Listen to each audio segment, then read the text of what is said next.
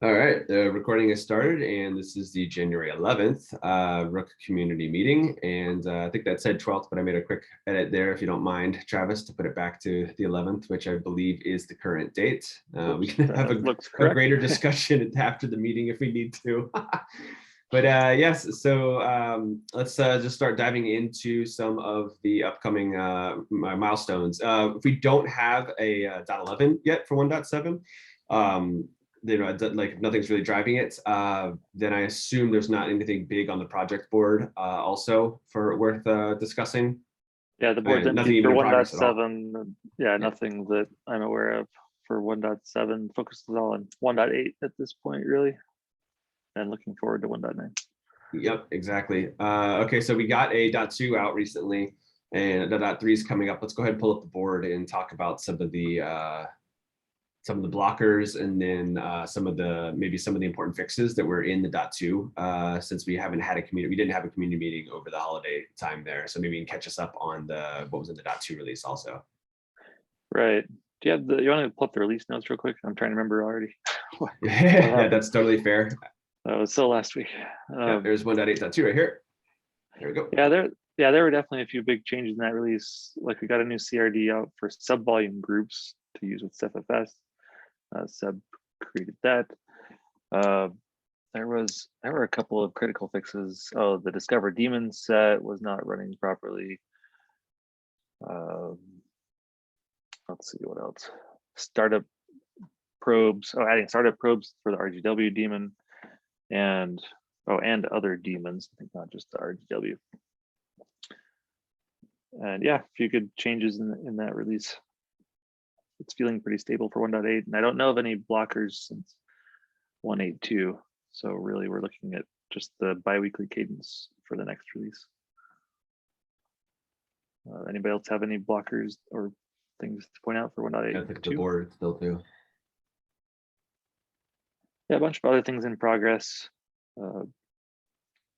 Things keep moving along, but it's nice when they aren't blockers. Seb or Blaine, anything for 1.8 upcoming patch releases that is of note for you all? No. Sam, I don't think I have anything. All right.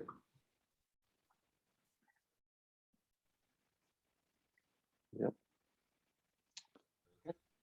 Sounds good. Then 1.9, I just put in the list there. There's really nothing in the project board yet. We haven't reviewed it. Just I'm not even sure who created the board. Seb, did you do that by chance? Yeah, I did because I wanted to move something out. Cool. You wanted to home this one slips. Yeah, this one really slips. Yeah, so. And I assume there's a fair amount in this to-do column here also that we can reevaluate and see if there are priorities. Yeah, I think the dependents might have to move for 1.9. All the dependencies. Yeah, all these guys here. Yeah. Right. I mean, and some of those, honestly, we might just remove from a specific project, and when people pick them up, then they get picked up instead of moving them release to release. Of course, if we want to, I guess I'd like to reserve the project boards for things we really want to commit or have a good idea, at least, that we hope they'll get into a certain release. And something I found can work pretty well for to have that distinction, Travis, is a separate column here instead of a single to-do column, to have like a proposed column as well that's on the left of this one. So it could be a bit of a parking lot of things that people are interested in or people want to see, so they can put it into that column, and it's kind of a but it's not necessarily committed to until it gets moved into the to-do column, and it's things that we do think we'll have the resources for. We will spend time on, we want to include in the release, but you can kind of differentiate between, hey, these are things that we think will be in the release, and these are things that the community wants to see and has interest in, but not necessarily a commitment to. Yeah, maybe we can keep the to-do list and have some sort of an approved for release column. Yeah, that's essentially, exactly, like a differentiation there. Yeah. Because if we don't have this I mean, if we don't have it in the project, then I think we're just going to lose track of all of them, unless we have a filter for issues with the feature label and stuff, but it's not really gathered anywhere else. So. Right.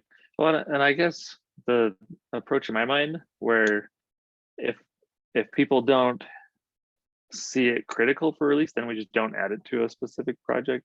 But if somebody wants to see it in the project, that's when we add it to the project board in the first place. So I think if somebody has the mindset enough just to add the label for a project, then I think we can consider it for that release.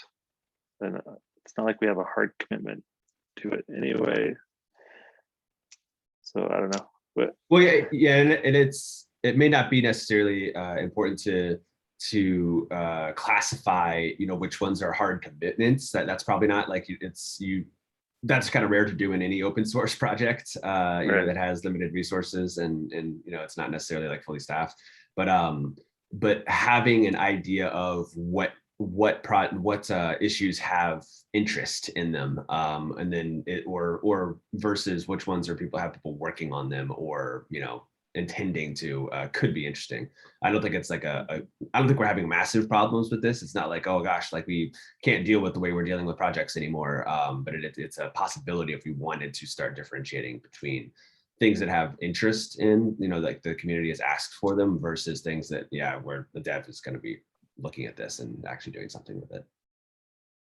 I think generally if people have interest in a specific issue or really want to see it fixed, they'll comment on the issue, and then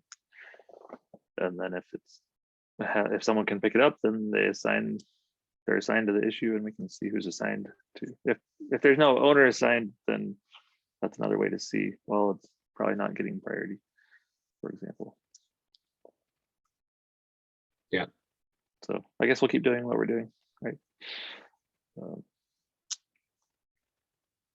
No need for a new column for now. Is there okay, yeah, so 1.9 has early planning stuff to still go into that. Anything else on releases and upcoming focus on the roadmap here? Yeah, well, for 1.9, I just put in a to-do action item for me down there to update the roadmap doc. Get some ideas for 1.9 in there. Clean up the board or add things to the board, maybe. But yeah, that's all for me on that. Ready. All right. So yes, Travis, I saw your PR to remove the info mailing list, and our discussion with Amy as well to that it's not like a requirement and we don't need it. So I guess that's one. We can mourn the loss of an interesting source of spam, but other than that, it's gone. So that makes sense. That's all merged in, right? Yep, all merged. So if you look at the README, there's no more mention of the spam sources. Yeah, the spam sources. Yeah, exactly. And the contact here. Yep. So that is good. That is good. Yep, we still have our security stuff, which we need, but yep, no more info at, which is great. And then, yeah, I do have that an issue assigned to me. I created an issue and assigned it to me for going ahead and closing out the Rook Dev the forum group thing there. I have not followed up on it yet, but I will do that soon. Yeah. Yep. That's the last thing I think from that issue that you had, right? I think so.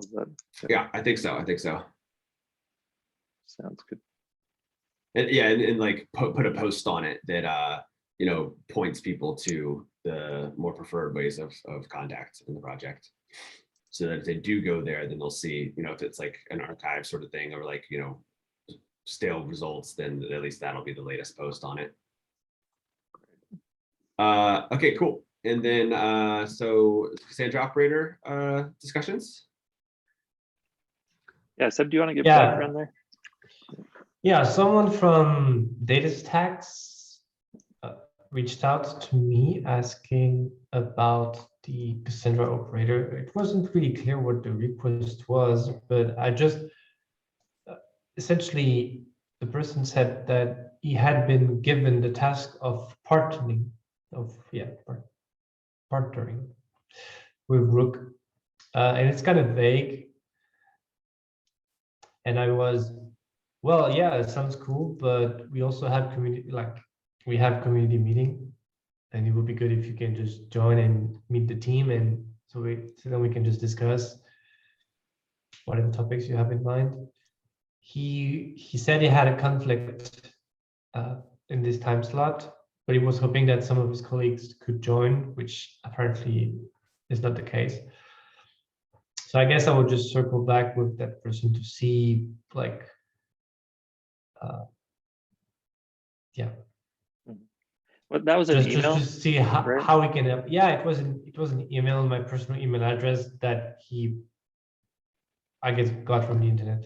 And I guess I'd just like to treat those requests more openly from community. So like joining the meeting is one, and I think my next answer would be, can you just maybe please open a GitHub issue so that everybody's aware of of of your request and how we can help, because typically having one-on-ones like this doesn't really help in any ways. So yeah. Yeah, maybe you could respond to the email, and I'm interested if you add me or if anybody else that is interested too, for sure. But just Yeah, I'll just reply all to my I guess Red Hat email address. Yeah. Did they make yeah. any sort of statement about like a potential commitment they'd want it to make, or like it was just kind of very early, like explore? Yeah, honestly, it's just the email is just 2 lines, and he just wants to have a call. Oh, okay, So, I got it. yeah, I might just offer to have a call with them just to say, hey, what's this about? And then see if we can really pull them into the community, for sure. Yeah. So yeah, I guess that's all for that topic. Mhm. Sounds good. Yeah, and Travis, I saw that some other folks had reached out to us about being involved in the project. I don't know if that was if yeah, I don't know if that was a sensitive thing, if they were just kind of like that company is just like starting to look, or if they were wanted to get publicly involved, That's right. or what. So that's why I didn't mention it right away, but that might be something else. Of it's interesting that there's a couple companies that are reaching out now and expressing some interest. I wonder if there's some consolidation to do there. That's right. So that, let's see, I'm trying to remember now. So that was a couple weeks ago. Was It it? was like came during the holidays, I think. Was it from Seagate or someone like that? Yeah, they were asking about creating a Rook provider, another Rook operator for their technology, basically. So I gave them a pointer to our operators page, or what it takes to create. Yeah, and like the creating a new operator guidance and stuff. Yeah, but then I was honestly open, like that currently the active one, and they noticed it already anyway, that the active one currently really is the Ceph operator. They haven't responded yet in the last, they responded about a week ago. So we'll see about if anything comes of that. Yeah, that's fair. I think, yeah, like with that documentation that we have that you pointed them at, it's a reasonable start. And then if they want to have more of a conversation, then we can have that, but that's a good place to start. Right. Cool. Okay. All right, then any other topics for today then? I guess I'll just mention briefly for KubeCon EU in May, I did submit the maintainer track with Blaine, Seb, myself, and Satoru as the speakers. The deadline for that is in February, right, Travis? Yeah, for the maintainer track, cool. February. Nice. So plenty of time left still or something for other submissions, stuff. other projects. Yep. And is that's that all I intended to be in person also, not a virtual thing? Well, they said, so they said it's in person with a virtual component, and when you submitted your request, it asked if we think we'd be able to make it or want to plan on making it, or if we want the virtual option. And I'm not sure how much travel we'll be able to do by then, like with Red Hat. So I just selected the virtual option to record it again, like usual. So we'll see. traveling would be nice, but it just doesn't feel like it's ever going to happen. Is that something that's it's not being approved right now for Red Hat? Like, as in you all are not allowed to travel, and that's policy right now? I think it's, I mean, they might have exceptions for travel, but pretty much everything's still shut down that way. Yeah, I think it's just for business reasons. If you have to travel, like you're signing on a deal or something. But I don't, honestly, yeah, I don't think that's, and yeah, I don't think we're encouraged to travel. Yep, that's fair. Just too complicated. Yeah. Yeah. Cool. Okay. Yeah, that makes sense then. Yeah. Cool. All right. Well, thanks for doing that, Travis. Yeah, and then we can follow up on these two action items.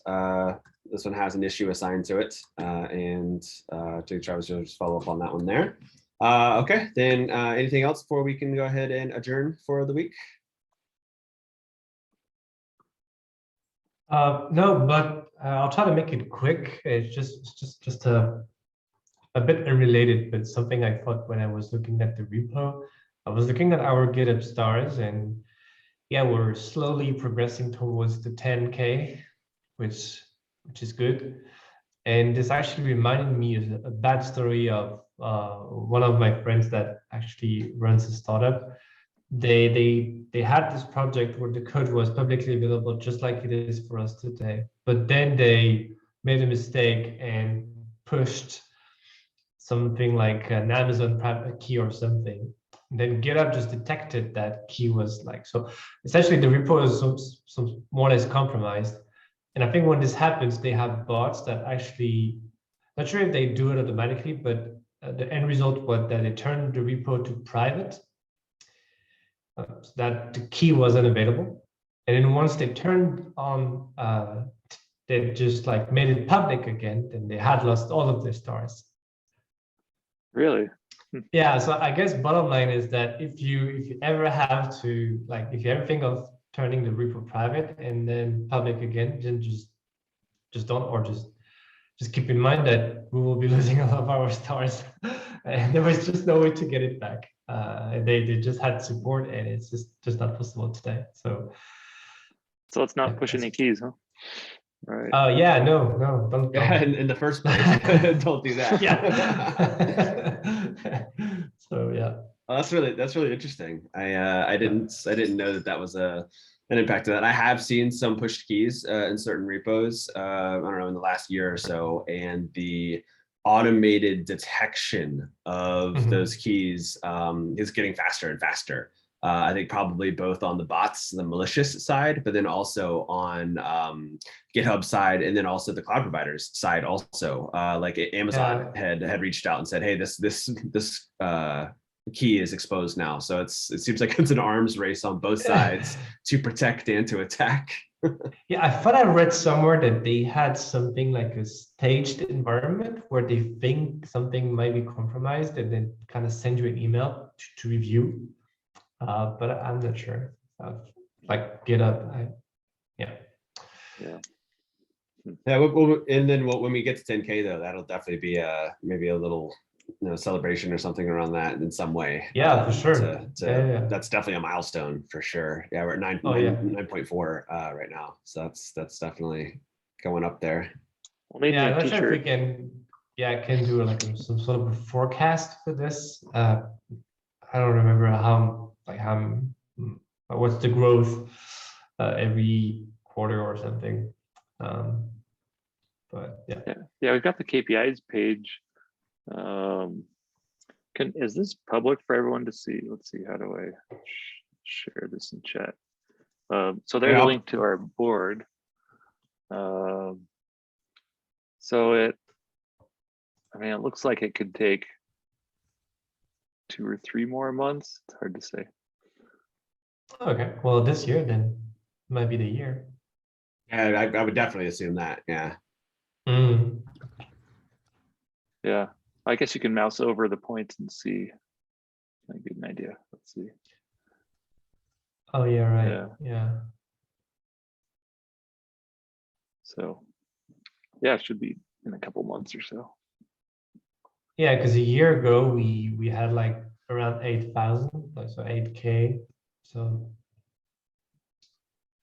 Mhm. yeah, And it's so, realistic by the end of the year. Yeah. yeah, or by summer, at least. Right. Okay, that's all. Mhm. Hey, Travis, if you want to drop a link to the KPIs page into the agenda notes there, then feel free. Yeah, good. It's in the chat. Yeah. Oh, chat. Something more durable. Yeah, for sure. Yep, there's a link. There we go.